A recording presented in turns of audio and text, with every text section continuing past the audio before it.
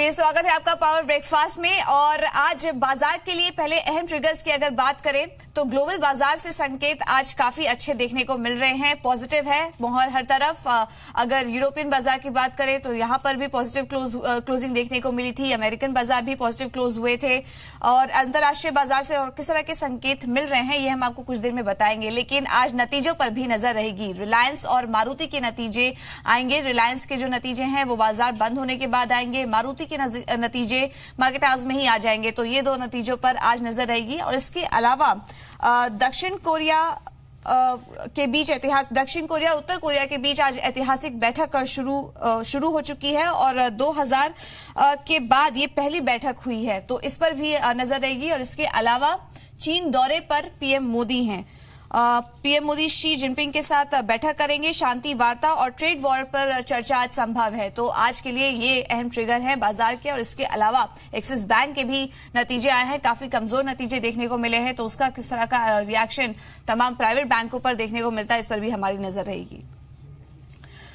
तो अप्रैल सीरीज की जो क्लोजिंग थी वो तो काफी शानदार हुई थी। निफ्टी और सेंसेक्स दोनों में ही 5-5% की बढ़त अप्रैल सीरीज में देखने को मिली थी। आईटी, एफएमसीजी और जो ऑटो स्पेस था वहां पर शानदार बढ़त थी। लेकिन मई सीरीज से भी अब पॉजिटिव शुरुआत होने की उम्मीद है। एसजीएक्स निफ्टी का पहला टिक देखिए, करीब 0.5% की मजबूती इस वक्त देखने को मिल रही है। एशियाई बाजारों की भी जो शुरुआत हुई है वो भी काफी पॉजिटिव हुई है। और किस तरह के संकेत मिल रहे हैं अंतर्राष्ट्रीय बाजारों की तरफ से, ये बताने के लिए रजत हमारे साथ जुड़ चुके हैं। रजत, हाय, गुड मॉर्निंग।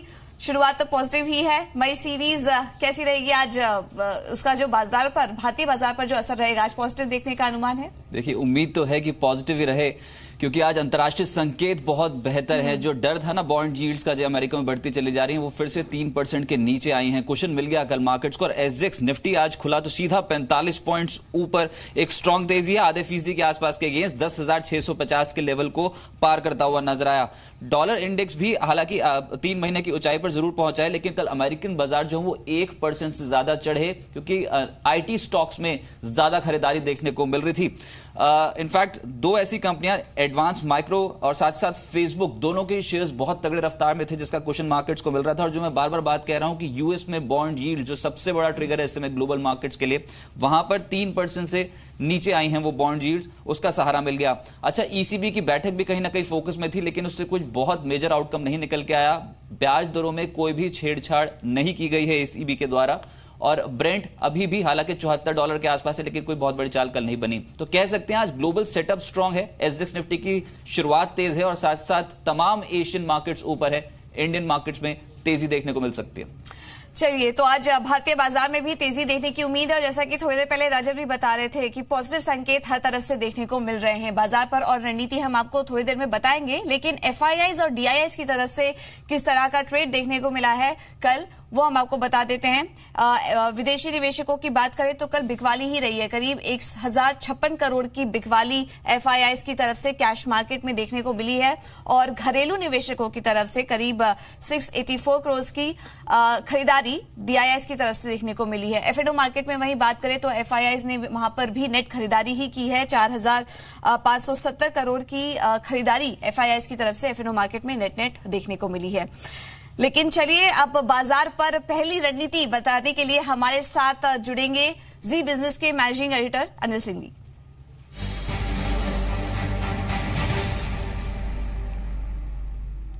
अनिल जी, हाय, गुड मॉर्निंग। तो मई सीरीज की आगाज तो पॉजिटिव ही लग रही है। ये 10,650 का जो लेवल है, आज क्या इसको कीनली वॉच करें? बिल्कुल पूजा, गुड मॉर्निंग। सीरीज की शुरुआत के लिए बेहद दमदार संकेत है। एक तो पहली बात ये कि अप्रैल की सीरीज की हमने क्लोजिंग जो देखी वो तो बहुत ही अच्छे नोट पर हुई और सीरीज की हाईएस्ट लेवल की क्लोजिंग मिली है। रोल ओवर्स बहुत मजबूत हैं और खासतौर से तेजी की तरफ अच्छे रोल ओवर्स होते हुए दिखे हैं, तो वो दूसरा अच्छा संकेत है। पोजीशंस भी अच्छे खासे नोट पर रोल ओवर होती हुई दिखी। तो कुल मिलाकर बाजार के इंटरनल्स मजबूत हैं। तकनीकी तौर पर बाजार बेहद मजबूत है। ग्लोबल संकेत पॉजिटिव सही वक्त पर हुए हैं ताकि सीरीज की दमदार शुरुआत हो सके। तो मेरा ये मानना है कि मजबूती का रुझान बरकरार रहना चाहिए। और अच्छी बात यह भी कि स्पीड भी ठीक है बाजार के बढ़ने की। धीमे धीमे आप देख रहे हैं कि रोज 10-20-25 पॉइंट बढ़ता है बाजार और बीच में एक आध दिन छोटा करेक्शन भी देता है। मेरा ये मानना है कि आज के लिए 10,575, 10,675 ये 100 पॉइंट की रेंज बाजार के लिए रहनी चाहिए और मजबूत शुरुआत होने के बाद आपको 10,640 के आसपास के लेवल पर नजर रखनी चाहिए, जो कि पिछली सीरीज का हाईएस्ट लेवल है 10,638। उसके पार निकलकर टिके तो 25-30 पॉइंट बाजार थोड़ी और तेजी दिखा सकता है आज ही आज। बैंक निफ्टी ने कल आखिरी घंटे में शॉर्ट कवरिंग दिखाकर एक अच्छी मजबूती 25,000 के आसपास की क्लोजिंग पर दी है, लेकिन देखना होगा 24,900 के आसपास बैंक निफ्टी होल्ड कर पाता है, ये अच्छी बात है क्योंकि आज बैंक निफ्टी को लेकर फिर भी कॉन्फिडेंस कम इसलिए कि एक्सिस के नतीजे आप भी अभी कह रही थी हेडलाइन में ढीले हैं। 25,125 और 25,250 ये दो ऊपर के लेवल है बैंक निफ्टी के लिए, जहां पर बैंक निफ्टी में रुकावट आ सकती है। तो नतीजों पर रिएक्शन क्या होता है वो देखने वाली बात होगी, लेकिन सामने यस बैंक काफी मजबूत है। तो कुल मिलाकर रुझान तेजी का ही है, कहीं कोई डरने या चिंता करने की वाली बात तो है नहीं। मजबूती के साथ ही स्टॉक स्पेसिफिक, और मुझे लगता है पूजा की सीरीज के पहले दिन मिड कैप शेयरों में बड़ा एक्शन दिखेगा। ओके, चलिए, तो ये बैंक निफ्टी और निफ्टी पर तो आपको स्ट्रैटेजी बता दी गई है, पॉजिटिव रुझान ही है और मिड कैप में अच्छा एक्शन देखने को मिल सकता है। लेकिन अनिल जी, सेक्टर स्पेसिफिक रणनीति फिर आज क्या होनी चाहिए? जैसा कि आप बता रहे थे कि एक्सिस बैंक की वजह से बैंकिंग सेक्टर में जो ओवरऑल प्राइवेट बैंक्स है वहां पर कुछ रिएक्शन देखने को मिल सकता है, कहाँ फोकस रखें आज? पूजा देखिए, एक्सिस का असर एक्सिस पे ही रहेगा। सारे बैंक तो नहीं गिरेंगे, ये बात तो पक्की है। ओके। हाँ, एक्सिस और आईसीआईसी ये दो थोड़े से कमजोर दिख रहे हैं, बाकी सारे बैंक मजबूत हैं। बाकी किसी प्राइवेट सेक्टर बैंक में कमजोरी नहीं दिख रही, लेकिन मेरा फोकस आज तेजी के लिहाज से रहेगा मेटल्स पर। कल आखिरी आधे घंटे में मेटल्स ने शॉर्ट कवरिंग दिखाई, नालको वगैरह जैसे शेयर काफी मजबूती के साथ बंद हुए। मुझे लगता है आज मेटल शेयर थोड़े और अच्छे एक्शन में आने चाहिए, तेजी में चलने चाहिए। एफएमसीजी दूसरा एक और स्पेस है, लीवर आईटीसी जैसे शेयर बहुत मजबूत दिख रहे हैं। मुझे लगता है आज फिर से वो तेजी की कमान संभालेंगे, वहां और खरीदारी हो सकती है। तो ओवरऑल मेटल्स, एफएमसीजी ये दो पॉकेट हैं और एक्सिस को छोड़कर बाकी बैंक्स ये थोड़े मजबूत रह सकते हैं। All right, thank you Anil ji, सुबह सुबह मार्केट पर अपनी रणनीति हमारे साथ शेयर करने के लिए। तो एफएमसीजी और मेटल्स ये दो सेक्टर हैं जहां पर कि आपको ध्यान रखना है। कल भी एफएमसीजी सेक्टर में शानदार तेजी देखने को मिली थी, आज भी यहां पर मजबूती बरकरार रहेगी।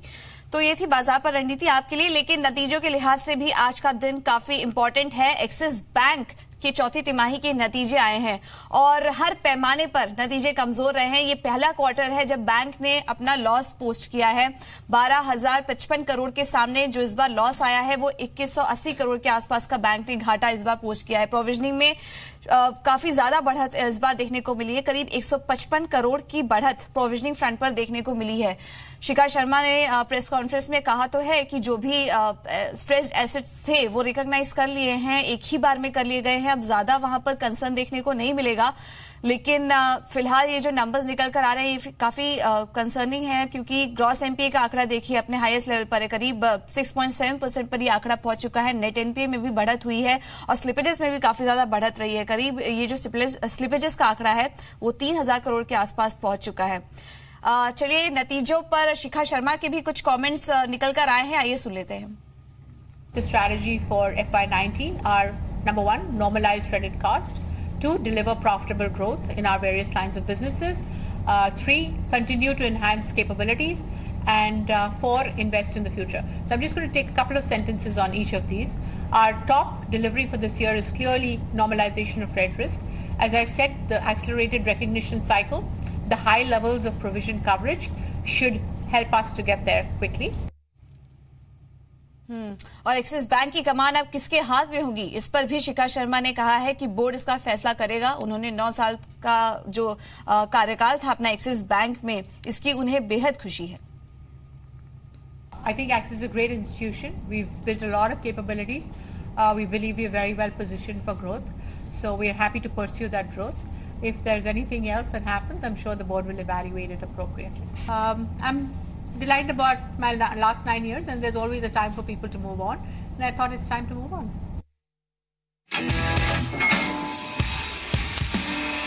और रजत से समझते हैं कि इन दोनों नतीजों का अनुमान कैसा है, क्या कह रहा है हमारा।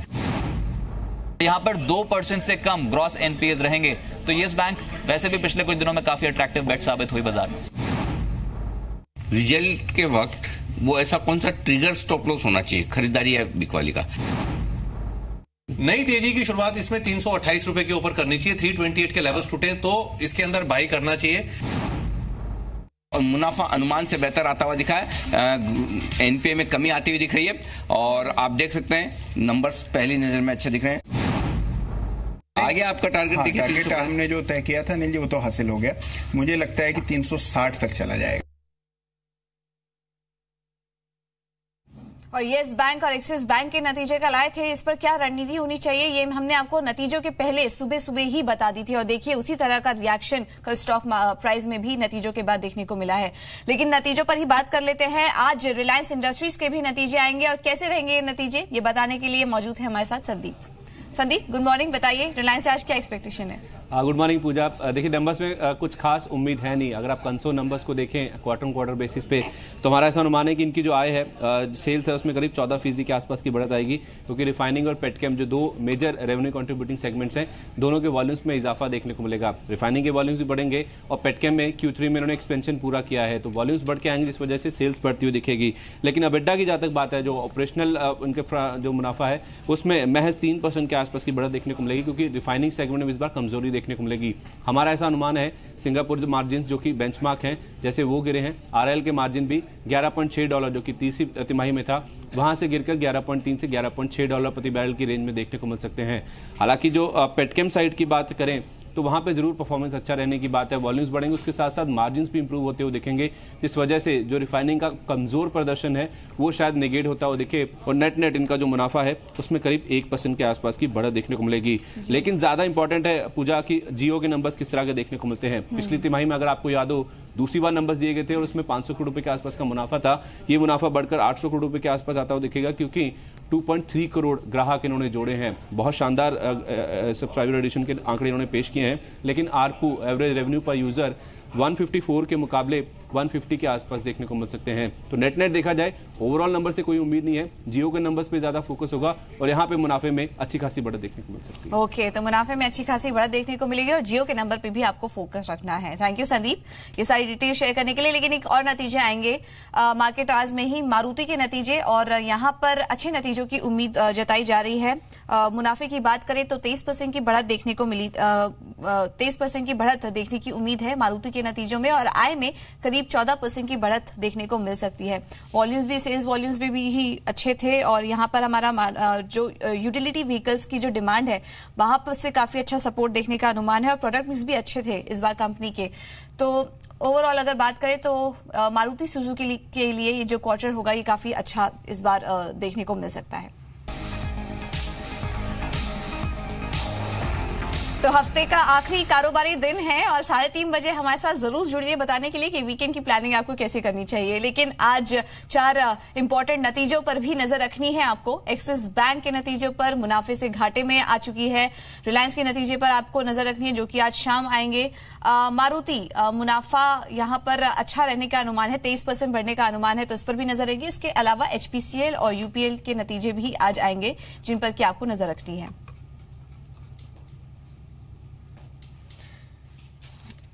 और चलिए अब बात कर लेते हैं कि खबरों के लिहाज से कौन कौन से ऐसे स्टॉक्स हैं जो कि आज फोकस में रहेंगे, ये भी हम आपको बताएंगे स्टॉक्स इन न्यूज।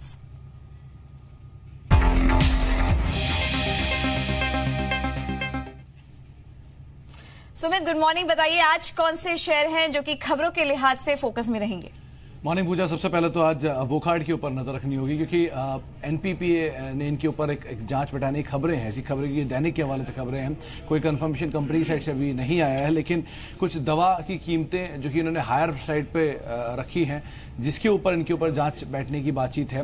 दरअसल ब्लड प्रेशर की दवा है जो ये कंपनी बेचती है, उसकी प्राइसिंग को इन्होंने अपर साइड पे रखा है, जबकि वो प्राइस रेगुलेशन के अंदर में आता है। इन्होंने उसके डोसेज में बदलाव किया और उसके दाम को बढ़ाया, ये एलिगेशन इनके ऊपर लगा है और इसकी जांच एनपीपीए कर रहा है। हो सकता है वोकार्ड में कुछ प्रेशर है, वैसे भी बड़ी तेजी देखी गई है तो शायद कुछ प्रॉफिट टेकिंग के लिहाज से भी ये प्रेशर रहे।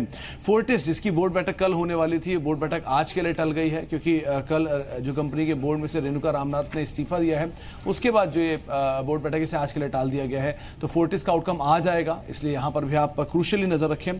थर्मैक्स जहां पर कंपनी को एक ऑर्डर मिला है, ऑर्डर है 280 करोड़ रुपए करीब का। ये फर्टिलाइजर कंपनी है जिससे कंपनी को ऑर्डर मिला है, नाम ने डिस्क्लोज किया, लेकिन फर्टिलाइजर कंपनी से ऑर्डर मिलना कंपनी के लिए पॉजिटिव वैसे भी माना जा रहा है, तो आप थर्मैक्स में कुछ तेजी की उम्मीद लगा सकते हैं। साइंट में ध्यान रखेंगे कि नंबर्स आए थे रिसेंटली, कुछ तेजी हाल में देखने को भी मिली है, लेकिन अब खबरें ये आ रही हैं कि बेल्जियम की कंपनी जो एनसेम एनवी है उसका कंपनी ने अधिग्रहण किया है। ये करीब करीब $1.7 करोड़ में एक एक्विजिशन हुआ है, और इनकी यूके की जो यूनिट है उसने एक्विजिशन किया है। तो एक्विजिशन स्ट्रीम में कंपनी है, कल 3.5% की तेजी थी, अब ये नंबर डिस्काउंट कर लिया बाजार ने, डिस्काउंट करना है ये आज देखना होगा। इसके अलावा कुछ नंबर्स आए इसमें, बायोकॉन क्रूशियल नंबर आए हैं, अच्छे नंबर कह सकते हैं। कंपनी की आय करीब करीब 974 करोड़ से बढ़ के 1170 करोड़ रुपए है। एबीटा भी बड़ा है, 300 करोड़ रुपए आया है। मार्जिन हालांकि फ्लैट है 24% पर, लेकिन मुनाफा शार्प 130 करोड़ रुपए है, जो अनुमान 110 करोड़ रुपए अपर एंड पे था, उसको बीट करके 130 करोड़ रुपए आया, तो अच्छे नंबर्स कह सकते हैं। इसके अलावा रिलायंस कैपिटल के भी नंबर्स आए, जहां पे आय गिरी है, 5007 करोड़ रुपए आई है, जो कि 5086 करोड़ से है, गिरकर है। मुनाफा फ्लैट रहा है, 417 करोड़ से 428 करोड़ रुपए। बहुत फायरवर्क्स की उम्मीद ना रखें, लेकिन हाँ, अगर थोड़ा भी प्रेशर एडीएजी में आया तो ये शेयर नेगेटिवली रिएक्ट कर सकता है। एयू स्मॉल फाइनेंस बैंक के भी नंबर आए हैं, यहाँ पे मुनाफा 78 करोड़ से बढ़कर 83 करोड़ रुपए आया है। एनआई भी 287 करोड़ है, और एनपीए भी शार्प गिरे हैं, 2% ग्रॉस एनपीए 2003 करीब से, और नेट एनपीए करीब 0.2% से गिर के 1.25% के आसपास आए हैं। तो एनपीए में भी गिरावट, अच्छे नंबर है, पहली बार डिविडेंड भी दिया है 50 पैसे का, पॉजिटिव रिएक्शन की उम्मीद आप यहाँ पे लगा सकते हैं। थैंक यू सुमित, ये सारी डिटेल शेयर करने के लिए। तो फार्मा स्पेस से वर्कहार्ड और फोर्टिस पे आपको नजर रखनी है, थर्मिक्स को ऑर्डर मिला है, यहाँ पर आपको नजर रखनी है। साइंट ये भी स्टॉक आज फोकस में रहेगा, और इसके अलावा नतीजों के लिहाज से बायोकॉन के नंबर्स अच्छे आए हैं, यहाँ नजर रखनी है आपको। रिलायंस कैपिटल और एयू स्मॉल फाइनेंस, शानदार नंबर्स। एयू स्मॉल फाइनेंस की तरफ से भी कल स्टॉक में तेजी भी थी, और यहाँ पर भी आपको नजर रखनी है। तो नतीजों के लिहाज से 3 स्टॉक्स हैं जो अभी सुमित ने बताए हैं, जो कि आज एक्शन में देखने को मिल सकते हैं। लेकिन चलिए एक और मार्केट एक्सपर्ट का फोन ले लेते हैं। आशीष केलकर, सीईओ kiranjadhav.com के जुड़े हैं हमारे साथ।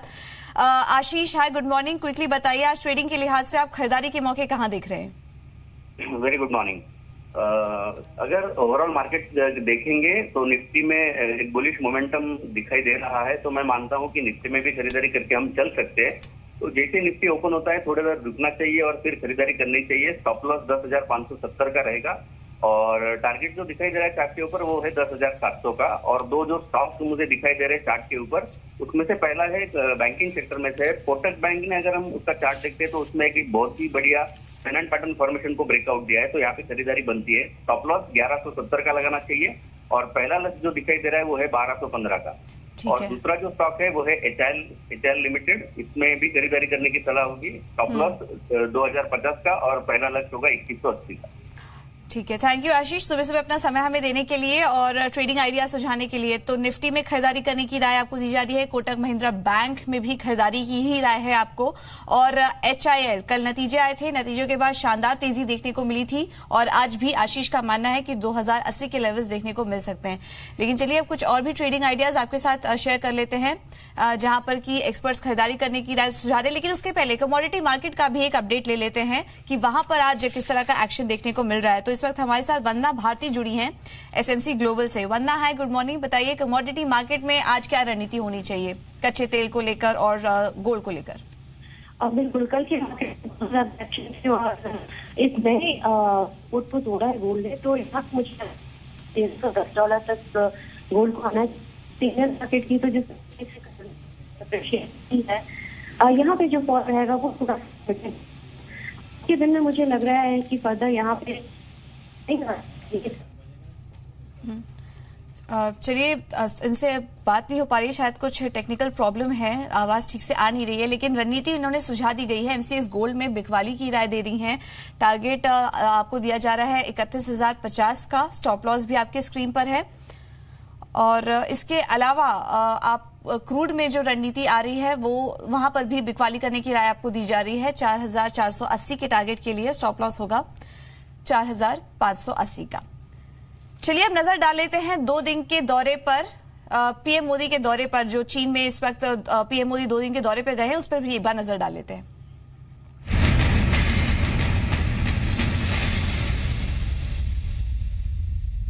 तो 2 दिन के दौरे पर चीन के वुहान में पीएम मोदी हैं इस वक्त, और शी जिनपिंग से वैश्विक मुद्दों पर 2 दिनों तक होगी अनौपचारिक शिखर पर ये बैठक होगी, जिसमें कि वुहान के हुबेई प्रोविंशियल म्यूजियम में पीएम मोदी स्पेशल एग्जीबिशन देखेंगे, और इसके बाद ईस्ट लेक गेस्ट हाउस में जिनपिंग से मुलाकात भी होगी।